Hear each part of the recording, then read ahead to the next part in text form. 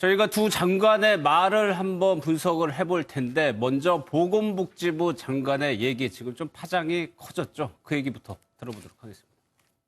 아이들의 그 성에 대해서는 본 시각도 상당히 큰 차이가 있는 것 같습니다. 전문가들 사이에서 이 아이들이 그 발달 과정에서 나타나는 그렇게 우리가 어른들이 보는 관점에서의 성폭행 그런 관점에 봐서는 안 되고 하나의 그 발달 과정에 나타난 자연스러운 모습일 수도 있는데 그게 너무 과도하게 표출됐을 때 어떻게 처리할 것이냐 그런 문제인데 저희들이 좀 더 그 사실 확인 이후에 전문가들 의견을 좀 더 들어보고 결정하겠습니다. 지금 논란이 되고 있는 게 성남 어린이집 성폭력 사건입니다. 어제 이 부분에 대해서 질의가 있었는데 상당히 차이가 있다. 문제는 자연스러운 모습일 수 있다라고 얘기를 해서 조대진 변호사님. 네. 그래서 이것이 아이가 남성 아이가 여성 아이 아무리 아이라고 하더라도 어떻게 이게 자연스러운 거냐라는 좀 비판이 있었거든요. 네, 그렇습니다. 어제 보건복지위원회 전체 회의에서 경기도 성남시 국공립 어린이집에 관련된 얘기가 나왔었는데요. 네. 그 사건 자체는 남아의 6세 남아의 아이가 6세 여아의 아이에게 어떻게 보면 몹쓸 짓을 조금 한 부분이 이제 포착이 돼서 그게 여자의 어머니가 목격을 한 거예요. 그렇죠. CCTV로. 여자의 어머니가 CCTV로 목격을 해서 네. 이제 해바라기센터라든지 이런 쪽에다가 이제 그 신고를 했거든요. 그랬는데 이제 이런 과정에서 이거 실체를 알아야 되지 않느냐라는 그런 질문이 나오는 과정에서 장관이 어떻게 보면 아이들이 커가는 과정에서 응당이 있을 수 있는 일이다라는 좀 안이한 태도의 인식을 나타내는 것 때문에 비판을 좀 직면하게 됐었고요. 네, 보건복지부는 이제 의사를 새로운 입장을 내놨는데 이게 개인의 입장이 아니라 전문가의 입장을 애둘러서 표현한 거다 이렇게 해명을 하고 있습니다. 네, 복지부가 아예 공식적으로 사과를 했어요. 경찰의 입장을 보면은 양쪽 주장이 조금 엇갈리는 상황이다. 그런데 그 남자아이 부모의 얘기를 들어보면 아이 행동에 대해서 부정은 안 하지만 과장된 면은 있다. 부정은 하지 않는다. 그러니까 장경태 위원님 아직 사실관계가 명확하게 정해지지 않았다. 그러면 좀 더 조심스러워야 되지 않았냐라는 지적도 나올 수 있거든요. 맞습니다. 아무래도 두 양측의 입장이 좀 다르게 또 나타나고 있고요. 어찌되건 부모로서 아이를 또 관리, 감독하고 또 책임지고 또 교육할 어떤 의무가 있지 않겠습니까? 어찌되건 아이는 잘못할 수 있는데 부모님들의 태도는 저래서는 안 되겠죠. 그렇기 때문에 또 장관께서도 어떤 전문가의 견해를 좀 인용하시긴 하셨지만 대단히 조심스러운 발언을 하셨어야 되는데 아무래도 차후에 보건복지부에서도 공식적으로 사과를 했습니다만 좀 이 부분에 대해서는 앞으로도 우리 모든 전체 사회적인 또 조심스러운 발언들이 이어졌으면 좋겠습니다.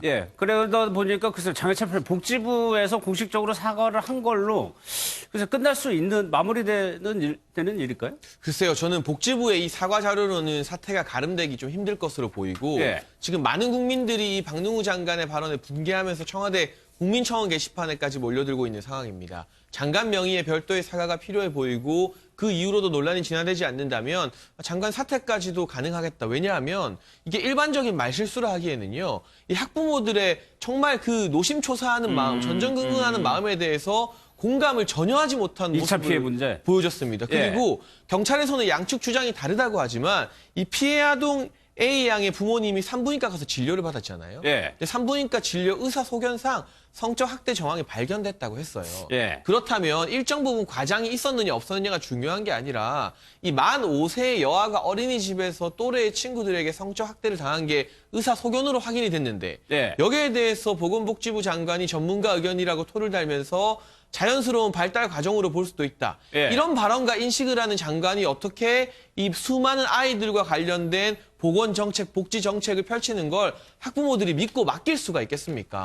단순한 실언으로 보기에는 너무나 큰 사안이고 이후의 수습 대책 또한 처음부터 장관이 나와서 진정성 어린 사과를 했다면 어느 정도 일찍 진화가 될 수 있었을지 모르겠습니다만 본인은 뒤로 쏙 빠지고 복지부 명의의 자료를 내는 것부터가 오히려 사태를 더 키우는 일이 아니었던가 이 부분 지금 박능우 장관이 쉽게 넘어갈 수 있다고 생각해서는 안 될 것 같습니다. 사과를 하려면 구체적으로 진정성 있게 해야 된다라고 얘기를 하죠.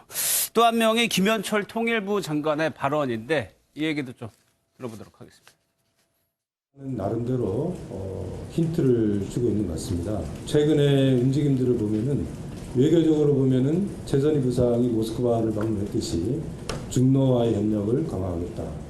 그리고 군사적으로는 최근에 단거리 미사일 발사해서 오듯이 억지력을 강화하겠다라는 것이고 그런 것이 새로운 길의 중요한 구성 요소가 되지 않을까라고 전망하고 있습니다. 여러 가지 말들이 논란이 되고 있는데 억지력을 강화하기 위해서 미사일을 쏜 거다. 그렇다면 이게 한미, 우리나라하고 미국이 공격하겠다는 전제로 하는 얘기냐는 거 있고요. 금강산 남측 시설에 대해서 철거를 일부 수용하는 듯한 발언을 처음으로 했다는 점.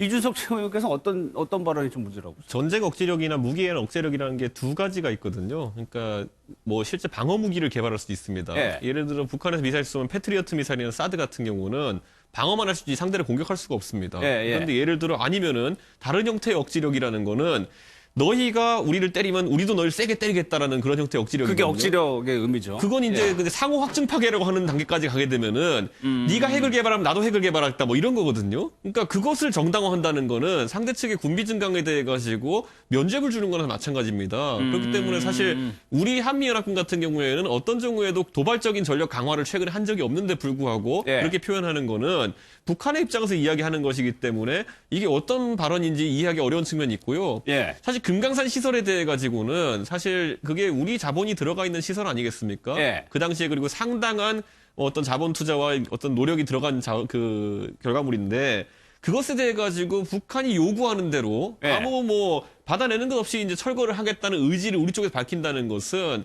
사실 앞으로 정부가 그렇게 하고 싶어하는 대북 뭐 경제 협력 사안에 대해 가지고 누가 믿고 진행할 수 있겠습니까? 적어도 우리 정부가 거기에 대해 가진 단호한 태도로 우리 자산이다라는 입장을 보여야 되는데 예. 그게 아닌 이상 저는 도대체 이번 정부가 이런 입장을 보이는 것은 어차피 북한이 철거할 것 같으니까 모양이라도 빠지지 말자 뭐 이런 게 아니라면은 이해할 네. 수 없는 그런 발언입니다. 또 하나 원산 갈마지구 공동개발 얘기를 했는데 장경태 위원장님께 한번 여쭤볼게요. 지금과 같이 남북관계, 북미관계가 꽉 막혀 있고 오늘 또 김정은 위원장은 삼전인가 거기를 갔다고 그래요. 거기에 금강산을 넘어서 다른 쪽을 또 개발하자는 얘기가 실현 가능성이 있는 것이냐 이런 질문을 할 수밖에 없거든요. 그러니까 어찌되었건 지금 김정은 위원장이 출구 전략을 좀 모색하고 있는 것으로 보입니다. 그러니까 예. 어찌되었건 지금 금강산은 남북이 공동으로 개발한 구역이고요. 또 한편으로는 북한이 지금 중러와의 경제협력을 통해서 중국이나 러시아의 어떤 자본을 들여오면서 또다시 제3지대 개발 방식도 고민하고 있다. 이런 부분들을 계속적으로 시그널을 주고 있는 거고요. 그 과정은 어찌되었건 남북이 공동으로 개발했던 금강산에 대해서 아직까지는 여지를 좀 남기고 있다 이렇게 보여지고요. 예. 억지력에 대해서 사실 이준석 최고위원이 좀 잘못 설명하신 것 같은데요. 억지력은 방어력과는 다른 개념입니다. 소위 공격력을 강화시킴으로써 방어력도 함께 강화한다는 의미거든요. 그렇기 때문에 이 소위 재래식 전력으로는 이제 이미 남북 간의 어떤 군사적 대결 구도에서 예를 들면 전투기는 저희는 5세대 이미 전투기 운영하고 있지만 F-35 들어오지 않았습니까? 저기는 2세대밖에 없고요. 뭐 한 대만 떠도 20대 편대를 아마 다 전멸시킬 수 있는 전력을 가지고 있고 저희 그 탱크 또한 4.5세대 이미 다 도입돼서 이미 실전 배치가 완료되어 있는데 저쪽 2세대 전차전도 아마 게임이 안 될 겁니다. 그렇기 때문에 재래식 전력을 안 되기 때문에 이제 미사일이나 핵 같은 소위 비대칭 전력을 강화하면서 생화학무기 같은 비대칭 전력을 강화하면서 억지력을 강화하고 있는 지금 상황에서 예. 북한은 어찌되었건 이 연말까지 시한된 그러니까 내년에 미국 대선이 들어가기 전에 어쨌든 협상을 이끌어내려고 하는 거고요. 또 미국 측에서도 어찌되건 협상을 좀 지연시키면서 저희도 어찌되건 지금 방위비 분담금 문제도 또 함께 걸려 있는 것 같은데요. 예, 또 한반도 평화 분위기 조성을 위해서 방위비 분담금을 올려달라라는 요청 등이 있는 것이 아닌가라는 의구심을 사실 드는 게 사실 아니겠습니까? 그렇기 때문에 이 과정에서 북한이 어찌되건 계속적으로 남북 간의 북미 간의 협상 여지는 남기고 있다. 이렇게 말씀드릴 수 저한테 있겠습니다. 지적하셨으니까 반박하자면 방금 말씀하신 논리를 조선중앙통신이 했으면 저는 아무 말도 안 해요. 그들 논리거든요. 예. 근데 지금 그거를 우리 통일부 장관이 해야겠냐는 지적을 하고 있는 겁니다. 그래서 논란이 된 거였죠. 김정은 위원장의 행보를 보면 글쎄요. 장해찬 평론가님 12월 이번 달이 뭐가 협상의 시한이라고 자체적으로 만들어 놓고 있어요. 삼지연도 올라가고 조금 김정은 위원장이 변하는 거 아니냐는 또 분석도 나오거든요. 사실 김정은 위원장 초창기만 봐도요. 선대의 유은 통치를 강화하려는 의도가 역력하게 보였습니다. 예. 그리고 의상이라던가 머리 연출에 있어서 행보에 있어서도 뭐 김일성, 김정일 따라하기가 그랬죠. 많은 언론에서 분석이 될 정도로 그런 기색이 노골적이었었는데 지금은 의상부터 시작해서 어떤 독자적 리더십을 보여주려는 의도가 엿보이는 거 아니냐.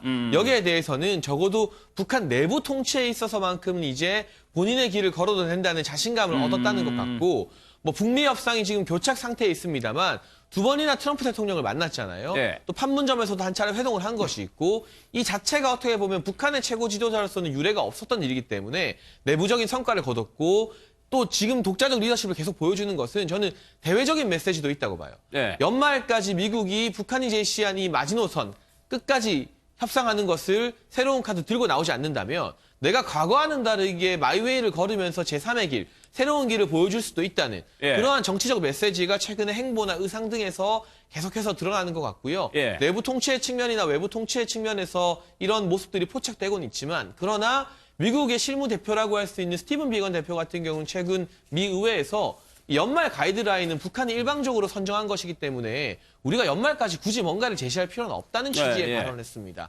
아마 연말 연시에 북한의 도발이 한층 더 강화될 것 같은데 예. 그 국면에서 과연 우리 정부는 어떤 태도를 취할 수 있을 것인가, 이 상황에서 과연 원산 갈마 관강 하고 싶다 이런 말을 하는 것이 이 한반도 문제를 조금 해결하는 데 도움이 되는 기조인가에 대해서는 국민들의 의견이 또 갈리지 않을까 싶습니다. 알겠습니다.